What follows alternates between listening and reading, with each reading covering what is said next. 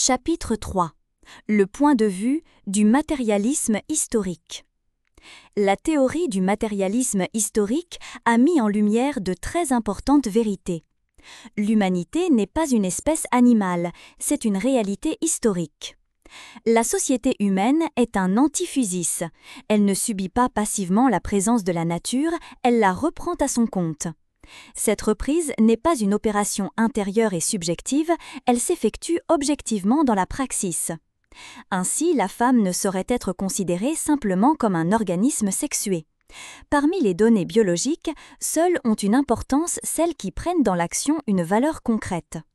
La conscience que la femme prend d'elle-même n'est pas définie par sa seule sexualité.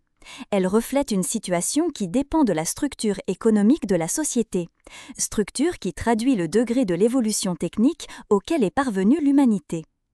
On a vu que biologiquement, les deux traits essentiels qui caractérisent la femme sont les suivants. Sa prise sur le monde est moins étendue que celle de l'homme, elle est plus étroitement asservie à l'espèce. Mais ces faits prennent une valeur tout à fait différente selon le contexte économique et social. Dans l'histoire humaine, la prise sur le monde ne se définit jamais par le corps nu. La main, avec son pouce préhensif, déjà se dépasse vers l'instrument qui multiplie son pouvoir. Dès les plus anciens documents de la préhistoire, l'homme nous apparaît toujours comme armé. Au temps où il s'agissait de brandir de lourdes massues, de tenir en échec les bêtes sauvages, la faiblesse physique de la femme constituait une infériorité flagrante. Il suffit que l'instrument réclame une force légèrement supérieure à celle dont la femme dispose pour qu'elle apparaisse comme radicalement impuissante. Mais il peut se faire au contraire que la technique annule la différence musculaire qui sépare l'homme de la femme. L'abondance ne crée de supériorité que dans la perspective d'un besoin. Il n'est pas mieux de trop avoir que d'avoir assez. Ainsi, le maniement d'un grand nombre de machines modernes n'exige qu'une partie des ressources viriles. Si le minimum nécessaire n'est pas supérieur aux capacités de la femme, elle devient dans le travail l'égale de l'homme. En fait, on peut commander aujourd'hui d'immenses déploiements d'énergie simplement en pressant un bouton. Quant aux servitudes de la maternité, elles prennent selon les mœurs une importance très variable. Elles sont accablantes si on impose à la femme de nombreuses préoccupations et si elle doit nourrir et élever les enfants sans secours. Si elle procrée librement, si la société vient à son aide pendant la grossesse et s'occupe de l'enfant, les charges maternelles sont légères et peuvent être facilement compensées dans le domaine du travail. C'est selon cette perspective que Engels, dans L'origine de la famille, retrace l'histoire de la femme. Cette histoire dépendrait essentiellement de celle des techniques. À l'âge de la pierre, quand la terre était commune à tous les membres du clan, le caractère rudimentaire de la bêche, de la houe primitive, limitait les possibilités agricoles. Les forces féminines étaient à la mesure du travail exigé par l'exploitation des jardins. Dans cette division primitive du travail, les deux sexes constituent déjà en quelque sorte deux classes. Entre ces classes, il y a égalité, tandis que l'homme chasse et pêche, la femme demeure au foyer. Mais les tâches domestiques embrassent un travail productif, fabrication des poteries, tissage, jardinage. Et par là, elle a un grand rôle dans la vie économique. Par la découverte du cuivre, de l'étain, du bronze, du fer, avec l'apparition de la charrue, l'agriculture étend son domaine. Un travail intensif est exigé pour défricher les forêts, faire fructifier les champs. Alors, l'homme recourt au service d'autres hommes qu'il réduit en esclavage. La propriété privée apparaît. Maître des esclaves et de la terre, l'homme devient aussi propriétaire de la femme. C'est là la grande défaite historique du sexe féminin. Elle s'explique par le bouleversement survenu dans la division du travail par suite de l'invention des nouveaux instruments. La même cause qui avait assuré à la femme son autorité antérieure dans la maison, son confinement dans les travaux du ménage, cette même cause y assurait maintenant la prépondérance de l'homme. Le travail de ménage de la femme disparaissait dès lors à côté du travail productif de l'homme. Le second était tout, le premier une annexe insignifiante. Alors, le droit paternel se substitue au droit maternel. La transmission du domaine se fait de père en fils et non plus de la femme à son clan. C'est l'apparition de la famille patriarcale fondée sur la propriété privée. Dans une telle famille, la femme est opprimée. L'homme régnant en souverain se permet, entre autres, des caprices sexuels. Il couche avec des esclaves ou des étayères, il est polygame. Dès que les mœurs rendent la réciprocité possible, la femme se venge par l'infidélité. Le mariage se complète naturellement par l'adultère. C'est la seule défense de la femme contre l'esclavage domestique où elle est tenue. L'oppression sociale qu'elle subit est la conséquence de son oppression économique. L'égalité ne peut se rétablir que lorsque les deux sexes auront des droits juridiquement égaux. Mais cet affranchissement exige la rentrée de tout le sexe féminin dans l'industrie publique. La femme ne peut être émancipée que lorsqu'elle peut prendre part dans une grande mesure sociale à la production et n'est plus réclamée par le travail domestique que dans une mesure insignifiante. Et cela n'est devenu possible que dans la grande industrie moderne qui non seulement admet sur une grande échelle le travail de la femme, mais encore l'exige formellement. Ainsi, le sort de la femme et celui du socialisme sont intimement liés, comme on le voit aussi dans le vaste ouvrage consacré par Bebel à la femme. La femme et le prolétaire, dit-il, sont tous les deux des opprimés. C'est le même développement de l'économie à partir du bouleversement apporté par le machinisme qui doit les libérer l'un de l'autre. Le problème de la femme se réduit à celui de sa capacité de travail. Puissante au temps où les techniques étaient adaptées à ses possibilités, détrônée quand elle est devenue incapable de les exploiter, elle retrouve dans le monde moderne son égalité avec l'homme. Ce sont les résistances du vieux paternalisme capitaliste qui, dans la plupart des pays, empêchent cette égalité d'être concrètement accomplie. Elle le sera du jour où ces résistances seront brisées. Elle l'est déjà en URSS, affirme la propagande soviétique. Et quand la société socialiste sera réalisée dans le monde entier, il n'y aura plus des hommes et des femmes, mais seulement des travailleurs égaux entre eux. Bien que la synthèse ébauchée par Engels marque un progrès sur celle que nous avons examinée antérieurement, elle nous déçoit. Les problèmes les plus importants sont escamotés. Le pivot de toute l'histoire, c'est le passage du régime communautaire à la propriété privée. On ne nous indique absolument pas comment il a pu s'effectuer. Engels avoue même que nous n'en savons rien jusqu'à présent. Non seulement il en ignore le détail historique, mais il n'en suggère aucune interprétation. De même, il n'est pas clair que la propriété privée ait fatalement entraîné l'asservissement de la femme. Le matérialisme historique prend pour acquis des faits qu'il faudrait expliquer. Il pose, sans le discuter, le lien d'intérêt qui rattache l'homme à la propriété. Mais où cet intérêt, source des institutions sociales, a lui-même sa source ? Ainsi, l'exposé de Engels demeure-t-il superficiel, et les vérités qu'il découvre apparaissent comme contingentes. C'est qu'il est impossible de les approfondir sans déborder le matérialisme historique. Il ne saura fournir de solution aux problèmes que nous avons indiqués parce que ceux-ci intéressent l'homme tout entier et non cette abstraction qu'est l'homo economicus. Il est clair, par exemple, que l'idée même de possession singulière ne peut prendre de sens qu'à partir de la condition originelle de l'existant. Pour qu'elle apparaisse, il faut d'abord qu'il y ait dans le sujet une tendance à se poser dans sa singularité radicale, une affirmation de son existence comme autonome et séparée. On comprend que cette prétention soit demeurée subjective, intérieure sans vérité, tant que l'individu n'avait pas les moyens pratiques de la satisfaire objectivement. Faute d'outils adéquats, il n'éprouvait pas d'abord son pouvoir sur le monde, il se sentait perdu dans la nature et dans la collectivité, passif, menacé, joué de forces obscures. C'est seulement en s'identifiant au clan tout entier qu'il osait se penser. Le totem, le mana, la terre étaient des réalités collectives. Ce que la découverte du bronze a permis à l'homme, c'est dans l'épreuve d'un travail dur et productif de se découvrir comme créateur. Dominant la nature, il n'a plus peur d'elle, il a l'audace en face des résistances vaincues de se saisir comme activité autonome, de s'accomplir dans sa singularité 37. Mais cet accomplissement ne se fut jamais réalisé si l'homme ne l'avait originalement voulu. La leçon du travail ne s'est pas inscrite en un sujet passif.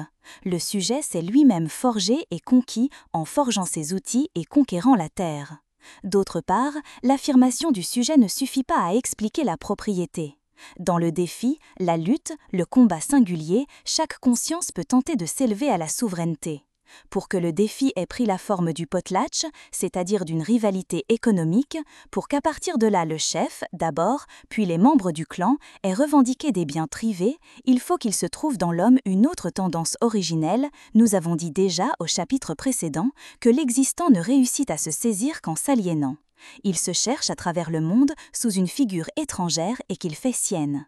Dans le totem, le mana, dans le territoire qu'il occupe, c'est son existence aliénée que rencontre le clan. Quand l'individu se sépare de la communauté, il réclame une incarnation singulière. Le mana s'individualise dans le chef, puis en chaque individu. Et en même temps, chacun tente de s'approprier un morceau du soi, des instruments de travail, des récoltes. Dans ces richesses qui sont siennes, c'est lui-même que l'homme retrouve parce qu'il s'est perdu en elles.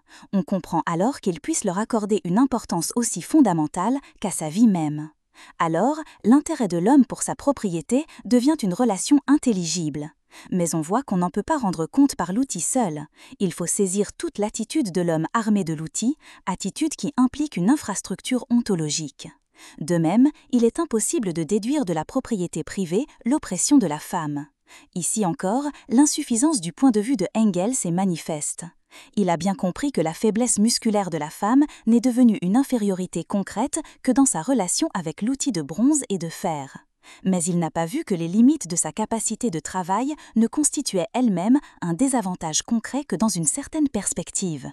C'est parce que l'homme est transcendance et ambition qu'il projette à travers tout nouvel outil de nouvelles exigences. Quand il a eu inventé les instruments de bronze, il ne s'est plus contenté d'exploiter les jardins. Il a voulu défricher et cultiver de vastes champs. Ce n'est pas du bronze lui-même qu'a jailli cette volonté. L'incapacité de la femme a entraîné sa ruine parce que l'homme l'a appréhendée à travers un projet d'enrichissement et d'expansion. Et ce projet ne suffit pas encore à expliquer qu'elle ait été opprimée.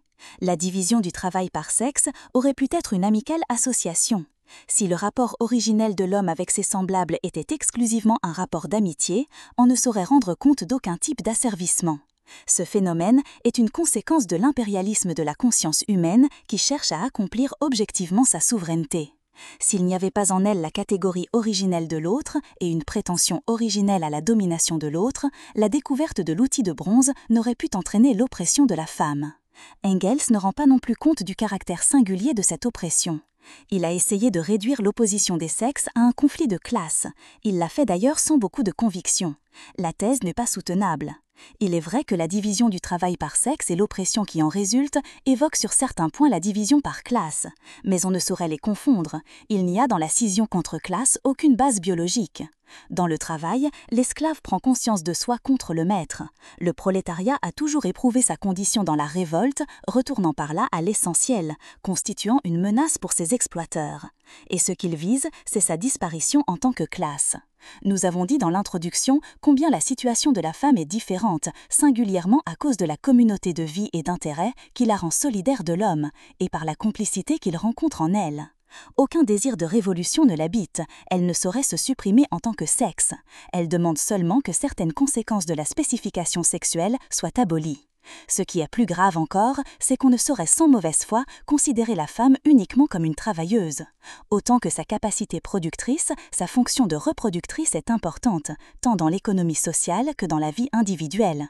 Il y a des époques où il est plus utile de faire des enfants que de manier la charrue. Engels a escamoté le problème. Il se borne à déclarer que la communauté socialiste abolira la famille. C'est une solution bien abstraite. On sait combien l'URSS a dû changer souvent et radicalement sa politique familiale selon que s'équilibraient différemment les besoins immédiats de la production et ceux de la repopulation.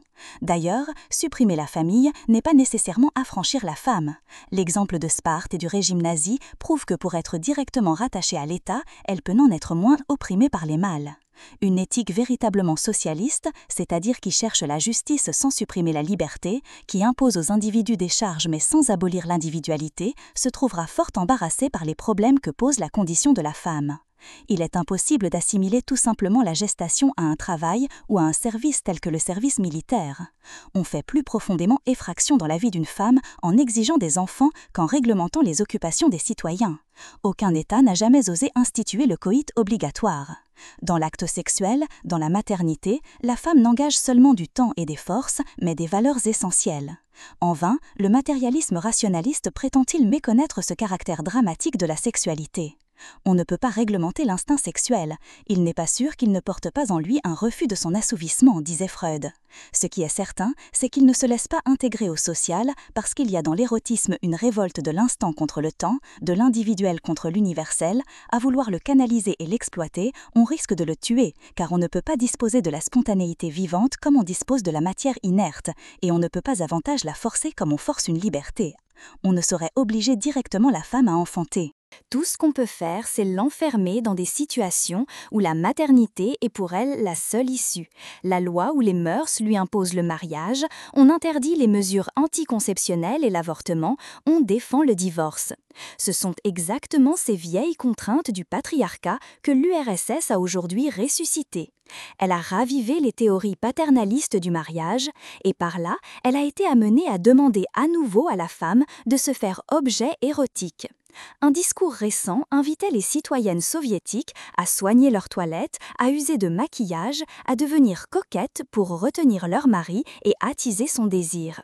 Il est impossible, on le voit bien par cet exemple, de considérer la femme uniquement comme une force productrice. Elle est pour l'homme une partenaire sexuelle, une reproductrice, un objet érotique, une autre à travers laquelle il se cherche lui-même. Les régimes totalitaires ou autoritaires ont beau, d'un commun accord, interdire la psychanalyse et déclarer que pour les citoyens loyalement intégrés à la collectivité, les drames individuels n'ont pas lieu, l'érotisme est une expérience où la généralité est toujours ressaillie par une individualité. Et pour un socialisme démocratique où les classes seraient abolies mais non les individus, la question du destin individuel garderait toute son importance. La différenciation sexuelle garderait toute son importance. Le rapport sexuel qui unit la femme à l'homme n'est pas le même que celui qu'il soutient avec elle. Le lien qui la rattache à l'enfant est irréductible à tout autre. Elle n'a pas été créée par le seul outil de bronze, la machine ne suffit pas à l'abolir. Revendiquer pour elle tous les droits, toutes les chances de l'être humain en général ne signifie pas qu'on doive s'aveugler sur sa situation singulière. Et pour la connaître, il faut déborder le matérialisme historique qui ne voit dans l'homme et la femme que des entités économiques. Ainsi, nous refusons pour la même raison le monisme sexuel de Freud et le monisme économique de Engels. Un psychanalyste interprétera toutes les revendications sociales de la femme comme un phénomène de protestation virile. Au contraire, pour le marxiste, sa sexualité ne fait qu'exprimer par des détours plus ou moins complexes sa situation économique. Mais les catégories clitoridiennes ou vaginales, comme les catégories bourgeoises ou prolétaires, sont également impuissantes à enfermer une femme concrète. Sous-tendant les drames individuels, comme l'histoire économique de l'humanité, il y a une infrastructure existentielle qui permet seule de comprendre dans son unité cette forme singulière qu'est une vie. La valeur du freudisme vient de ce que l'existant est un corps. La manière dont il s'éprouve comme corps en face d'autres corps traduit concrètement sa situation existentielle. De même, ce qui est vrai dans la thèse marxiste, c'est que les prétentions ontologiques de l'existant prennent une figure concrète d'après les possibilités matérielles qui s'offrent à lui, singulièrement d'après celles que lui ouvrent les techniques. Mais si on ne les intègre pas à la totalité de la réalité humaine, la sexualité, la technique seule ne saurait rien expliquer. C'est pourquoi, chez Freud, les interdits posés par le surmoi et les pulsions du moi apparaissent comme des faits contingents. Et dans l'exposé de Engels sur l'histoire de la famille, les événements les plus importants semblent surgir inopinément selon les caprices d'un mystérieux hasard. Pour découvrir la femme, nous ne refuserons pas certaines contributions de la biologie, de la psychanalyse, du matérialisme historique, mais nous considérons que le corps, la vie sexuelle, les techniques n'existent concrètement pour l'homme qu'en tant qu'il les saisit dans la perspective globale de son existence.